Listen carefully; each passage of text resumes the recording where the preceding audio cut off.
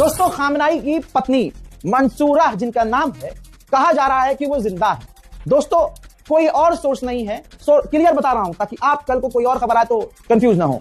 Iranian media पिछले 2 घंटे से यह दावा कर रहा है, सिर्फ ईरान का मीडिया, कोई वेस्टर्न मीडिया नहीं, कोई अमेरिकन मीडिया नहीं, कोई इजरायली मीडिया नहीं, कोई इंडियन मीडिया नहीं, सोर्स ईरानियन मीडिया है। ईरान का मीडिया दावा कर रहा है कि खामनाई की धर्मपत्नी जिंदा है। हाँ, इशारा यह किया गया है कि ऑब्वियसली वो घायल हैं, लेकिन मंसूरा जिनका नाम है खामनाई की धर्मपत्नी, वो जिंदा है। ईरान का मीडिया कह रहा है। ईरानियन मीडिया ने खुद यह कंफर्म किया है दूसरी तरफ कि जो आयतुल्लाह हैं मुज्तबा खामनाई, अब सुप्रीम लीडर जो हैं, वो घायल हैं लेकिन जिंदा हैं। लेकिन उनके एक कोमा में जाने की खबर, ठीक है, जो इंडियन मीडिया और खासकर व्हाट्सएप स्टेटस पे जो लोग लगा रहे हैं, ये फेक न्यूज है। मुज्तबा खामनाई ऑब्वियसली जब उनके घर पर भाई 30 बंकर ब्रस्टर मिसाइल दागी गई तो बहुत बेसिक और बहुत कॉमन सेंस है कि आदमी घायल तो होगा। कहा जा रहा है कि उनके पैरों में चोट आई है। फिलहाल इतनी चीज ईरान ने कंफर्म की है। हजरात, अमेरिका के अंदर अमेरिकी सेनेटर भड़के हुए हैं। ये जो आपकी स्क्रीन पर अमेरिकन सेनेटर है, भाई इसने वो बातें बोल दी है जो एक मुस्लिम देश भी नहीं बोल रहा है। भाई इस व्यक्ति ने कहा कि डोनाल्ड ट्रंप ने इराक और अफगानिस्तान की जंग से कुछ नहीं सीखा। तुम कुछ भी हो, लेकिन किसी देश पर सीधा बम मारकर तुम हवा में रिजीम चेंज नहीं कर सकते। तुम्हें कैसा लग रहा है? अब शर्म आ रही है अब कि दुनिया देख रही है कि तुमने स्कूल पर बम मार दिया और बच्चों का कत्ल कर दिया।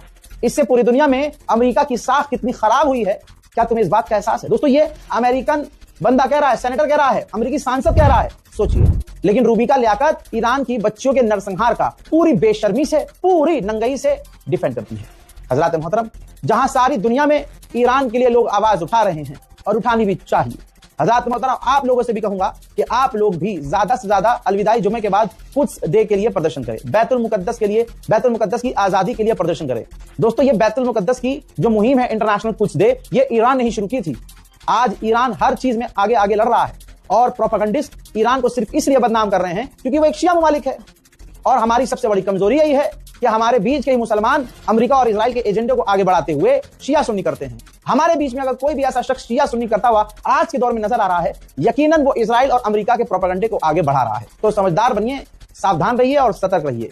हज़रात मोहतरम, हर जगह से आवाज उठ रही है, आपको भी आवाज इसी तरह से उठानी चाहिए। मस्जिद हैदरी हॉल, जी हाँ, जिसे हैदरी मस्जिद भी कहते हैं, राजधानी दिल्ली से यह फुटेज है। हज़रात, बीती रात शब कद्र थी, सवाबों की और दुआओं की रात थी। यह कितना खूबसूरत मंजर है कि भारत के मुसलमानों ने बेहतरीन तरीके से अपने अमाल और अपनी इबादत में ईरान के लिए दुआ की। दोस्तों, यहाँ बच्चे, बूढ़े, नौजवान बहुत ही ताकत के साथ, मोहब्बत के साथ और इमोशन के साथ ईरान के साथ खड़े नजर आए।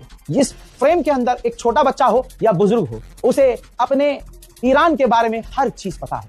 सबको पता है कि अमेरिका ने ईरान के साथ क्या किया और सबको आज पता चल चुका है कि हमें ईरान के साथ खड़े रहना है। ये राजधानी दिल्ली से आवाज बार बार उठ रही है। हैदरी मस्जिद से बार बार ऐसे विजुअल्स आ रहे हैं जो दुनिया को संदेश दे रहे हैं कि आपको भी खुलकर हर तरह से ईरान के लिए खड़े होना चाहिए, क्योंकि ये शिया सुन्नी, हिंदू मुस्लिम की लड़ाई नहीं है, ये है इंसानियत और हैवानियत के बीच लड़ाई। इसीलिए अगर आप देखेंगे तो हमारा हिंदू समुदाय भी ईरान के साथ खड़ा है। अंधभक्तों को हिंदुओं में मत गिनिएगा, क्योंकि कहकर तो हमारे प्रधानमंत्री, पूर्व प्रधानमंत्री अटल बिहारी वाजपेयी भी गए कि यहूदियों को अरब की जमीन छोड़ना होगा और इनकी दादागिरी नहीं चलेगी। तो दोस्तों, अंधभक्त तो खुद अपने वालों के नहीं है, तो उनका यहाँ जिक्र करना बेकार है। लिहाजा आज सारी दुनिया जो हक पसंद है वो ईरान के साथ है, जो जालिम के साथ है वो या तो उसका एप्स्टीन फाइल में नाम है या फिर उसका मिजाज जालिम है। हजरात, तेल का डंडा ऐसा चला, तेल का ऐसा प्रेशर डला कि मोदी जी को एहसास हुआ कि अब मेरा तेल ना निकल जाए। खामनाई की शहादत पर एक ट्वीट नहीं किया, ईरान की स्कूल के बच्चों पर हमले हुए, नरसंहार हुआ, मोदी के मुंह से कुछ न निकला। लेकिन जैसे ही खामनाई के प्लान के अंडर मोदी सरकार भी पिटी और यहां भी तेल और गैस की कमी हुई, तब सरकार को लगा कि खामनाई की ताकत क्या है। चुप रहकर हिंदुओं को खुश करने के लिए खामोशी से बैठा नहीं जा सकता। तो दोस्तों, मोदी जी ने तुरंत फोन उठाया और लगा दिया पेजेश्कियान को फोन, और फिर जानकारी उन्होंने खुद दी है कि मैंने ईरान के प्रेसिडेंट मसूद पेजेश्कियान से डिस्कस किया है, जो इलाके में सीरियस सिचुएशन हो रहा है, और बहुत चिंता व्यक्त की है मैंने, जो टेंशन हो रही है और जो आपके सिविलियंस मारे गए हैं और जो ईरान का इंफ्रास्ट्रक्चर बर्बाद हो रहा है। सेफ्टी और सिक्योरिटी पर बात की है, जो वहां इंडियन है उनकी, और यहां तक कि जो आम लोग हैं उनकी जिंदगी के बारे में मैंने उनसे बात की है और भारत की प्रायोरिटी टॉप पर रखी है। आखिर में लाइन लिखी उन्होंने कि हम कमिटेड हैं शांति के लिए, बातचीत के जरिए मामला हल करवाने के लिए। हजरात, ये तो अंधभक्तों के मुंह पर मोदी जी ने पेशाब कर दिया या यूं कहूं कि ऊपर थूका था मुंह पे ही आ गया मोदी जी के। अभी तो हिंदुओं को खुश कर रहे थे, अपनी पार्टी के संबंधित लोगों को खुश कर रहे थे। देखा जलवा, 56 इंच की छाती, बच्चों के नरसंहार पर नहीं बोलेगा, ट्रंप कहीं नाराज ना हो जाए, ट्रंप कहीं ये ना हो जाए। हजरात, ऊपर थूका था मुंह पर आया है मोदी जी के चेहरे पर। अगर यही मोदी खामनाई की शहादत पर तुरंत एक दोस्त के नाते दुख व्यक्त कर देते तो शायद ईरान भारत को सेफ पैसेज देता स्ट्रेट ऑफ हॉर्मुज में। पिट पिट कर इस आदमी ने जब चारों तरफ से पिट लिया, कोई ऑप्शन नजर नहीं आया, बेइज्जती हो गई। खुद हिंदू समुदाय के लोग इस बात को समझने लगे कि यार ईरान तो हमारा दोस्त था, पाकिस्तान के खिलाफ ईरान ने हमेशा हमारा साथ दिया, तो इस बार हमने ईरान का साथ क्यों छोड़ा। समझ में सबको आ रहा है। अब इसके बाद प्रधानमंत्री मोदी ने फोन कर दिया। अगर समय पर फोन करते तो स्ट्रेट ऑफ हॉर्मुज से भारत को सेफ पैसेज ईरान जरूर देता।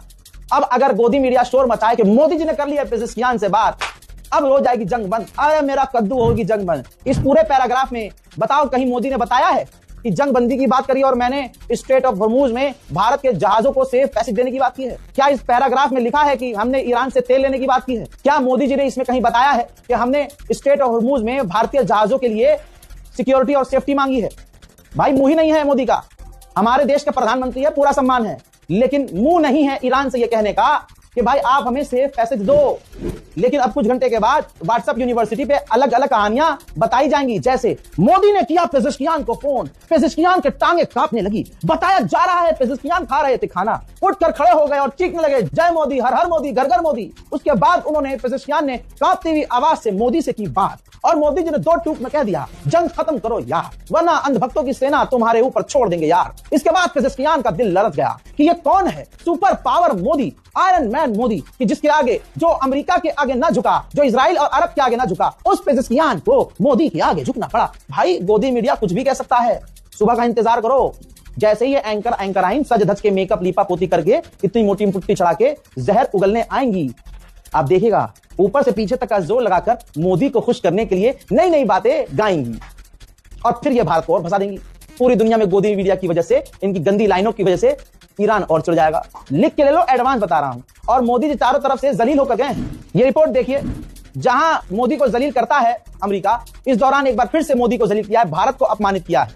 अनुचित व्यापार व्यवहार, अनफेयर ट्रेड प्रैक्टिस की लिस्ट में भारत को डाल दिया और भारत के साथ 16 और देश डाले गए हैं उस लिस्ट में। और जांच बिठा दी है अमेरिका ने कि ये 16 देश जिसमें भारत भी है, ये भाई गलत तरीके से ट्रेड कर रहे हैं, धोखा दे रहे हैं, मक्कारी कर रहे हैं। उस लिस्ट में हाल फिलहाल में अभी कल ही अमेरिका ने भारत को डाला है। मोदी अमेरिका के कहने पर, ट्रंप के कहने पर जंग रोक देते हैं। मोदी अमेरिका के कहने पर अपने पुराने दोस्त रूस को धोखा देते हैं। मोदी डोनाल्ड ट्रंप के कहने पर ईरान से दूर हो जाते हैं और आखिर में डोनाल्ड ट्रंप फिर से मोदी जी के मुंह पर थूक देता है। अब जांच बिठा दी। जब मोदी जी ने देखा कि यार ये तो साला हर जगह से हमें जलील कर रहा है, तब जाकर ये ईरान को, पेजेशिकियान को, राष्ट्रपति को फोन किए हैं, ऐसे फोन नहीं किया। और भाई साहब, भारत के अंदर जो गैस की कमी हो रही है और भी बहुत सारी किल्लत आने वाली है।